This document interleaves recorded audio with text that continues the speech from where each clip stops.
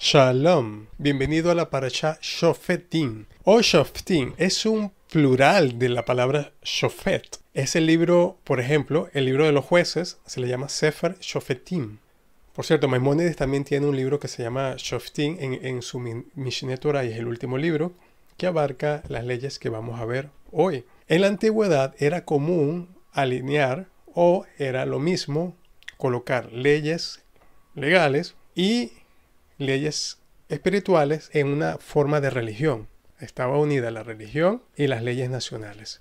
Es como lo que como fue en un comienzo, que se dice que Hashem era el Dios solo de Israel. Es el Dios de los israelitas. Tenía esa relación.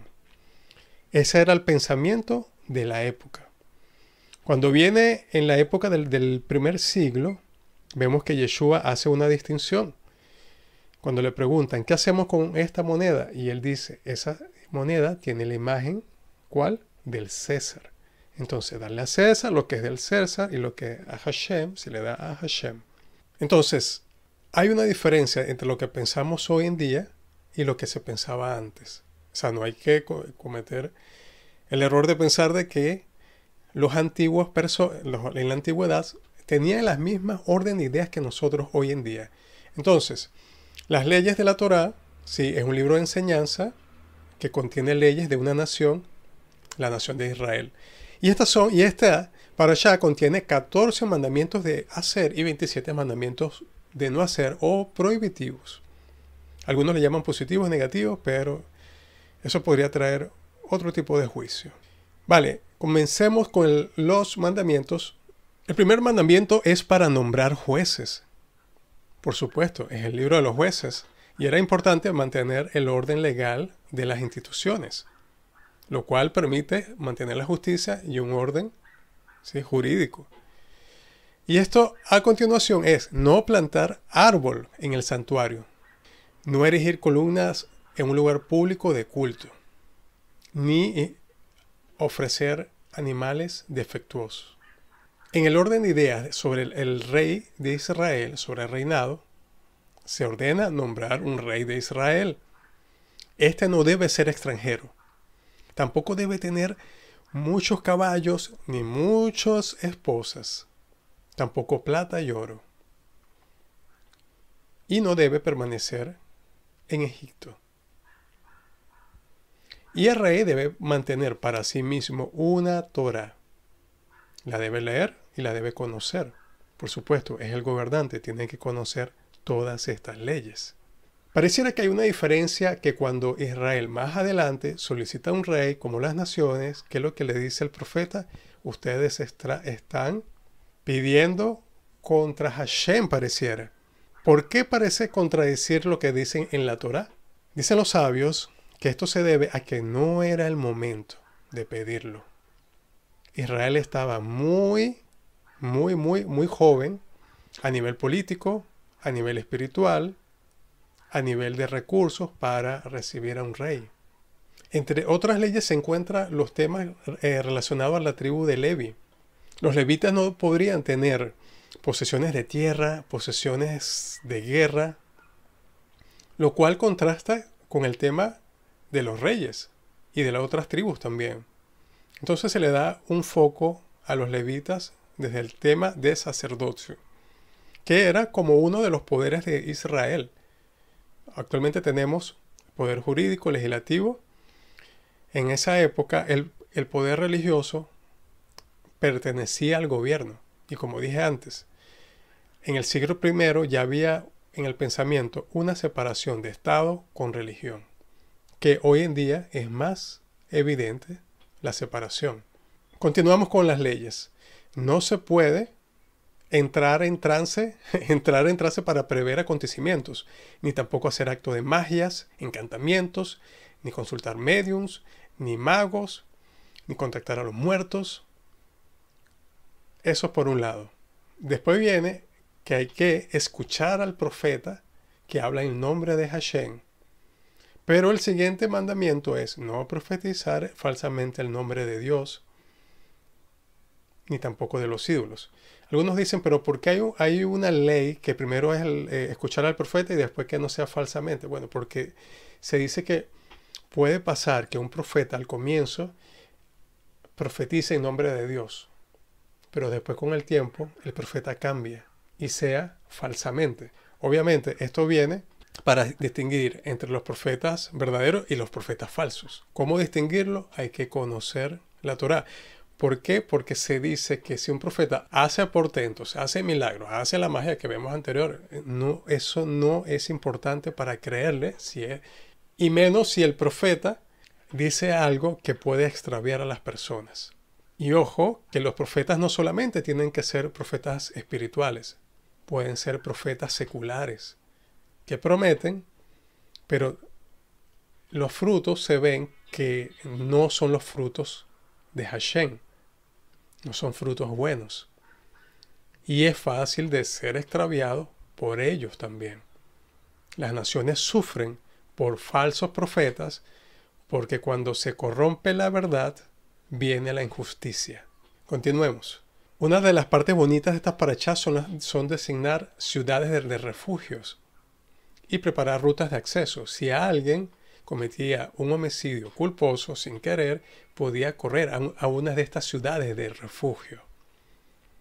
Ahí podría esperar el juicio. No iba a quedar impune, pero puede esperar el juicio. Durante este juicio, lo que se dice, continuamos con las leyes, no se debe aceptar el testimonio de un solo testigo. Si el testigo es falso, se castiga. Luego vienen leyes de la guerra. ¿Sí? Hay que mantener la cordura durante la guerra, la batalla, confiar en Hashem también. Designar sacerdotes que hablen durante la guerra a los soldados. Siempre el tema de tener la confianza en Hashem, el tema espiritual. Y mientras se está en guerra, se debe ofrecer términos de paz a la ciudad sitiada. Y una de las leyes que ya no se cumple, pero era de la época, era no dejar con vida a algunos de los habitantes de las 7 naciones cananeas, que hoy esta parte ya no existe, las 7 naciones. Importante para la guerra, no se debe destruir árboles frutales ni aún durante el asedio. Y eso abre paso al siguiente tema, porque en el Evangelio de Marcos nos encontramos con un episodio que tiene una relación con esto. Y dice, cuando llegaron a Betsaida, algunas personas les llevaron un ciego a Yeshua y le rogaron que le tocara. Él tomó de la mano al ciego y lo sacó fuera del pueblo. Después de escupirle en él los ojos y de poner las manos sobre él, le preguntó, ¿puedes ver ahora? El hombre alzó los ojos y dijo, veo gente, parecen árboles que caminan. Entonces le puso de nuevo las manos sobre los ojos y el ciego fue curado. Recobró la vista y comenzó a ver todo con claridad. Yeshua lo mandó a su casa con esta advertencia. No vayas a entrar en el pueblo. Vienen varias preguntas. Primero, ¿por qué Yeshua usó la saliva? ¿Y por qué tuvo que repetir el procedimiento? Él no podía hacer el milagro de una sola vez. ¿Por qué tuvo que repetirlo? ¿Y qué significa veo a hombres caminar como árboles? Hombres como árboles. En algunos intérpretes bíblicos se dice que este episodio pasa el criterio de vergüenza, entre comillas. Esto es un criterio interpretativo entre los eruditos críticos para dar fe de la autenticidad y originalidad de una historia en la Biblia. El argumento aquí es que los primeros creyentes en Yeshua no habrían inventado un pasaje que registre que Yeshua necesitaría un segundo intento de curación. Anteriormente en los evangelios se registra que Yeshua no pudo hacer muchos milagros en Nazaret, por ejemplo. Porque dice en Marcos 6, 4, 7, en todas partes se honra a un profeta menos en su tierra, entre sus familiares, en su propia casa. En efecto, no pudo hacer allí ningún milagro, excepto sanar a unos pocos enfermos al imponerle las manos. Y él se quedó asombrado por la incredulidad de ellos. Yeshua recorría los alrededores enseñando de pueblo en pueblo. Y esto es lo que parece implicar, al menos que en pocos casos, que la medida de salud que recibe una persona se basa en su propia capacidad de emuná. Pero si Hashem es el poder, Si Hashem es el poder, el tzadik se convierte en un medio. Una interfaz para conectarse a Hashem. Sin embargo, si uno no se enchufa, no podrá recibir el poder que tiene reservado para él. Si uno no se conecta a ese medio, a esa bendición. Los evangelios están estructurados para estar intrínsecamente conectados a la Torah. Es como las ramas a un tronco. Cuando nos damos cuenta de esto, podemos rastrear las raíces del evangelio hasta la Torah y ver que los sabios iluminan el significado de principio a fin, desde la Torah hasta el evangelio. Eso es como dice Pablo en Romanos 3. Dice, ¿en qué gano yo ser judío? ¿Con qué valor tiene la circuncisión? Dice, mucho desde cualquier punto de vista. En primer lugar, a los judíos se les confiaron las palabras mismas de Hashem. Por supuesto que esto viene con mucho estudio y reflexiones. Entonces, si continuamos con el tema del árbol y del fruto, vemos que dice la parashá así. Si antes de conquistar una ciudad tienes que sitiarla por mucho tiempo, no derribes sus árboles a golpe de hacha, pues necesitarás alimentarte de sus frutos. No los derribes, pues no son hombres que puedan defenderse, ni de ti solo árboles del campo. Sin embargo, podrás derribar los árboles frutales y construir con ellos instrumentos de asedio contra la ciudad que tengas sitiada hasta que caiga bajo tu dominio. Si leemos en el hebreo dice Ki Hadam et Hashade, porque el hombre es un árbol. Directamente las traducciones dicen pues no son hombres. Pero supongamos que no tenemos coma ni una forma de interpretación al español. Lo que se busca aquí en la enseñanza es ver que el hombre es un árbol. Las personas, hombre y mujer, son árboles. Ibn Ezra instituye el texto en un sentido literal y directo. El destino del hombre está entrelazado con la realidad ecológica más amplia. Si el hombre destruye un árbol, en cierto sentido se está destruyendo a sí mismo. Por lo tanto, el versículo se interpreta como una equiparación del hombre con el árbol que da frutos. Dice el rabí Ari Khan que los árboles también son personas. Dice el Rebbe Nachman, por cierto, que la vegetación es el elemento conector en la creación. Hay 4 niveles de creación: el mineral, el vegetal, el animal y humano. El nivel de vegetación une a toda la creación mientras se extrae su alimento de la tierra mineral, que es el nivel mineral, y sustenta los niveles superiores y de animales y humanos. Entonces, ¿cuál es el significado más profundo del hombre como árbol? Bueno, es fascinante como una forma de vida superior, como el ser humano obtiene un sustento de niveles inferiores de la creación. Y así es el orden en que Hashem nos creó. Deuteronomio 8, curiosamente, la gematría de la palabra árbol, etz, es equivalente a la palabra imagen, zelen. 160, según la gematría, árbol e imagen son similares. Y esto se relaciona con lo que está en Bereshit, donde Hashem creó a Adán a su propia imagen, zelem. A imagen de Hashem los creó, varón y hembra los creó. De muchas maneras, si Adán es como un árbol, entonces de alguna manera los atributos de Hashem también son como un árbol. Según el Maharal, el tema de la pregunta retórica al final del verso es el hombre, no los árboles. Son las personas las que se comparan con los árboles, en lugar de los árboles con las personas.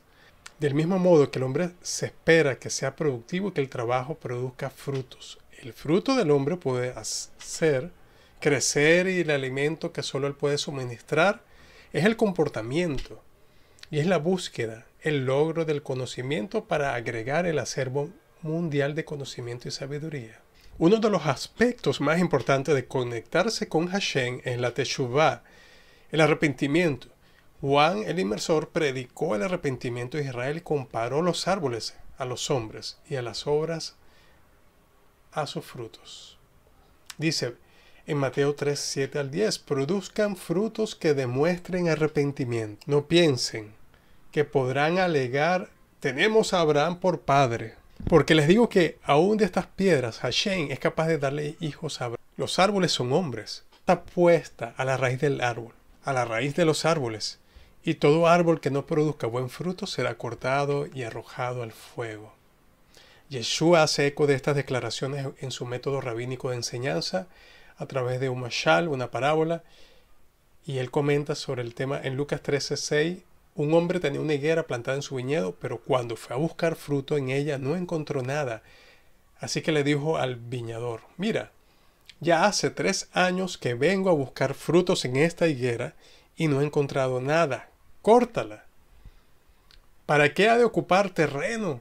Señor, le contestó el viñador, déjala todavía por 1 año más, para que yo pueda cavar a su alrededor y echarle abono. Así que tal vez en adelante dé fruto, si no córtela. Y Yeshua advierte severamente, cuídense de los falsos profetas. Vienen ustedes disfrazados de ovejas, pero por dentro son lobos feroces. Por sus frutos los conocerán. ¿Acaso se recogen uvas de los espinos o higos de los cardos? Del mismo modo, todo árbol bueno da fruto bueno, pero el árbol malo da fruto malo. Un árbol bueno no puede dar fruto malo y un árbol malo no puede dar fruto bueno. Todo árbol que no da fruto se corta y se arroja al fuego. Así que por sus frutos los conocerán. En la quinta lectura de la parashá actual, Moshe predijo que Hashem levantaría un profeta de entre ellos como Moisés y que los israelitas debían prestarle atención. Cuando estaban en el monte Horeb, los israelitas habían pedido no escuchar la voz de Hashem directamente. Dios creó el papel de profeta para hablar de la palabra de Hashem, prometiendo pedir cuentas a cualquiera que no hiciera caso de las palabras del profeta. Pero cualquier profeta que se atreviera a pronunciar algo distinto en nombre de Dios, que Dios no había mandado, o que hablara en nombre de otros dioses, este profeta debería morir. Así era como el pueblo debía determinar si Dios habló o no. Si el profeta habló en nombre de Hashem y el oráculo no se lo cumplió, entonces Hashem no había hablado de eso. El profeta lo había pronunciado con presunción y el pueblo estaba no temerle. Se conecta con el tema, con las leyes de los falsos profetas y el árbol. El tema de los jueces, el tema de tener un buen juicio también, para discernir lo que se está recibiendo. La conexión espíritu con creación es sumamente importante. Lo santo y lo profano. Es tan importante que en la semana tenemos obviamente un día santo, un Shabbat, pero tenemos 6 días seculares o cotidianos, en el cual el Shabbat nos ayuda a recargar para todos los días de la semana. Por eso hay que tener cuidado de los falsos profetas, adentro y afuera del camino de Hashem. Cuando se hace lo correcto, ¿qué canta el Salmo 92? Dice, el justo florecerá como la palmera y crecerá como un cedro en el Líbano. Están plantados en la casa de Hashem. Florecerán en las cortes de nuestro Dios. Todavía darán frutos en la vejez. Estarán llenos de savia y verde. ¿Y por qué uso saliva? Veamos un poco del Talmud, que fue escrito después de los evangelios, pero sobre temas del primer siglo también. En el Talmud se habla del aspecto curativo de la saliva de un primogénito. Dice en Baba Batra 126b que hay una tradición de que la saliva del primogénito, del primogénito es curativo. ¿Y quién es el primogénito?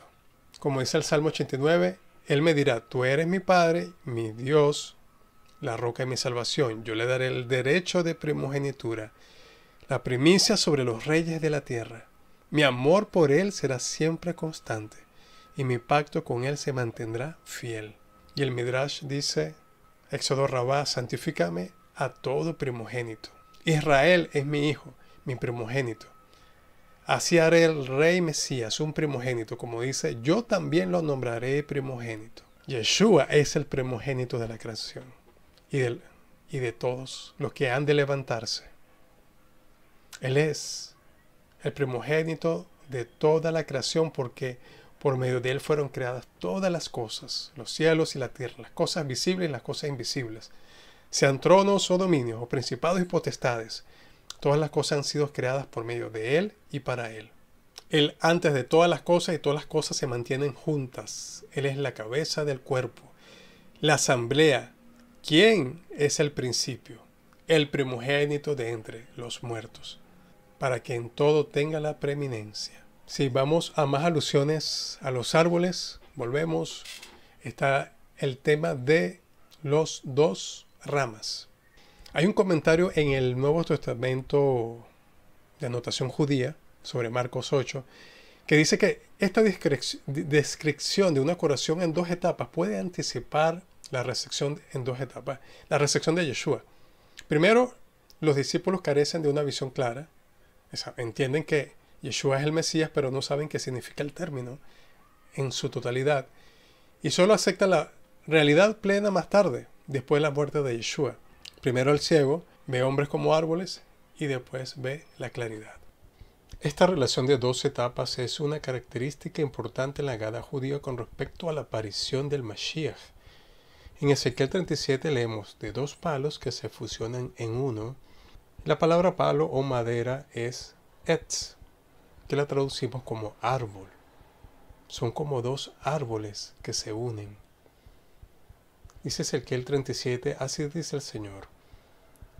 He aquí tomaré el palo de Joseph o el árbol de Joseph que está en la mano de Efraín y de la tribu de Israel, su compañero, y los pondré con él, con el palo de Judá, y los haré en un solo palo y serán uno en mi mano. Y una de las mayores mensajes de esto es la unión de Joseph y Judá como dos paralelismos. Kol Hator dice, al comienzo de la redención, cuando la madera de Joseph, el palo de Joseph y el de Judá son maderas en tu mano, son palos en tu mano, cuando todavía están divididas en dos y el nivel de despertar es desde abajo, sin embargo viene la redención completa cuando las dos piezas de palo, de madera, se hayan vuelto en una en mi mano, que es la mano de Hashem. Entonces, los Meshihim serán como dos amigos inseparables. Se habrán convertido en uno. Se habrán convertido en el rey Mashiach, que está al nivel del amigo fiel, del último redentor, Moshe Rabbeinu, que en paz descanse. Rabbi Hillel Shlover continúa con que la madera de Joseph, esto se refiere a Mashiach ben Joseph, porque toda la redención depende de la unificación de las dos piezas de madera, la de Joseph y la de Judá. Son dos Meshihim, son dos Mashiach, Mashiach ben Joseph y Mashiach ben David, quienes al principio, es decir, cuando la redención comience, naturalmente desde abajo serán individuos separados en tu mano. Después serán uno en mi mano. La mano de Dios, es decir, milagrosamente con la ayuda del cielo. Sorprendentemente en la gematría, la palabra Etz Joseph equivale a Yeshu, que es el nombre de Yeshua Nazaret. Dentro del judaísmo, el Midrash Tanhuma comenta sobre nuestra porción de la Torá. Cuando dice, le ofrecerás paz a la ciudad que atacas, se refiere al rey mesiánico, Mashiach, quien le ofrecerá paz. Como dice, y le ofrecerá paz a las naciones, y su dominio será de mar a mar. Ese lo dice el Midrash Tanhumá. Y tiene sentido como hijo de Abraham, que cuando llega, antes de que haya una gran apocalipsis, una gran revelación contra las naciones, se le ofrece paz. Se busca la paz y se ora por la paz. El alma del Sadik es como un gran árbol que contiene 600.000 Neshamot, almas de Israel, dice Rebbe Nachman. Entonces los estudiantes, sabiendo esto, los estudiantes comparten la misma raíz espiritual que el maestro, aunque depende de él como la rama de un árbol. Dice Breslo que encontramos que en los escritos del Ari, que todas las almas están enraizadas en el alma del Sadik. Y cuando el Sadik, como el tronco de un gran árbol, y todos sus seguidores son sus diferentes ramitas, son ramitas y hojas, son sus seguidores. Y eso nos recuerda que en Juan 15 Yeshua se asemeja a una vid, la vegetación, el conector de los mundos superiores e inferiores, la fuente espiritual de las ramas. Él es como un árbol que trae la riqueza de abajo hacia arriba, de la tierra nos alimentamos como un árbol y también de arriba, limpia, también, para que nosotros podamos respirar. Él dice en Juan 15:5, yo soy la vid, vosotros sois las ramas, que el que pertenece a mí y yo en él, ese da mucho fruto, pero separados, sin mí nada puedes hacer. Un concepto interesante e importante en el Nuevo Testamento enseña repetidamente el bitul, que es la autoanulación. No se haga mi voluntad sino la tuya, no soy yo el que vive, sino Mashiach en mí. podemos convertirnos en extensiones de Mashiach, en la extensión de Hashem, para crear una unificación del nombre divino. Ese es el matrimonio del novio y la novia que aparece en Apocalipsis. Es una unión entre arriba y abajo, entre el cielo y la tierra, convirtiéndose finalmente en uno. Es como los ángeles que vienen desde la tierra hasta el cielo, dicen. Así es la unión de los discípulos. Debemos reconectarnos con el renuevo de David, quien es también su raíz, como dice Yeshua el Mesías en Apocalipsis 22:15. 16 dice: yo soy la raíz y el linaje de David. Alégrate, Sión, y que se alegren las naciones, porque eres una rama del árbol de la vida en Yeshua por la eternidad.